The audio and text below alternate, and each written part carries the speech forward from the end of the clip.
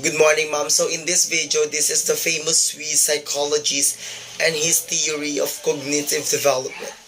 Cognitive development is simply the study of how we acquire the ability to learn, to think, to communicate, and to remember. So first is the sensory motor stage. So the sensory motor stage is a stage lasting from 0 to 2 years of age, in which the world is experienced through senses and actions.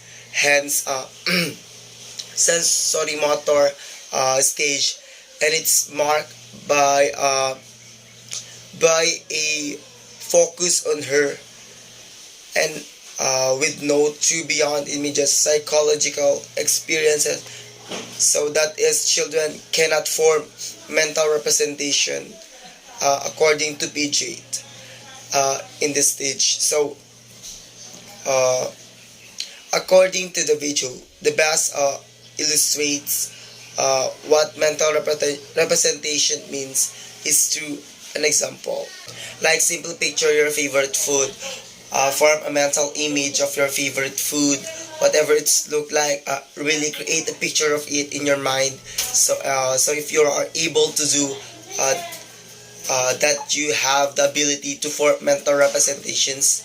So that's all. So it is being able to hold something in our mind. So PG of that in the sensory motor stage, that children lack this ability. So another key is a sort of limitation of children in the sensory motor stage is that they lack object permanence, the ability to understand that objects are permanent and they continue to exist even when hidden from view.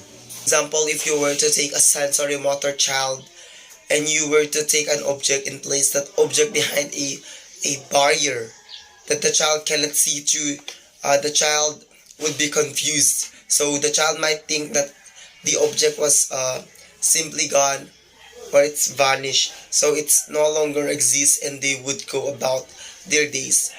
This is an illustration that children in the stage lack object permanence. So that is sensory motor stage. So next is pre-operational stage. So this stage is lasting from 2 to 6 years of age, in which children use words and images to represent things.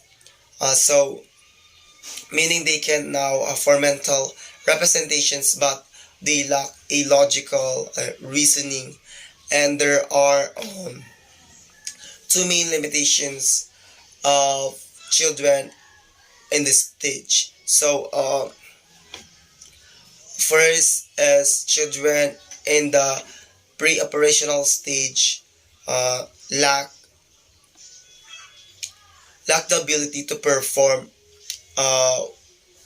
what PJ called operations. And children are limited to egocentrism, meaning they view the world from only their point of view. That this is both a physical little thing, like they think everyone sees what they see, but also conceptual thing. So lastly, the formal stage. So this is stage that emerges in adolescence. So it's about 12 years of age according to PJ. So in which children can finally think abstractly and they can reason hypothetically. So it's no longer that they bound by egocentrism and a lack of object permanence, and they feel concrete operational tasks, and finally they can reason about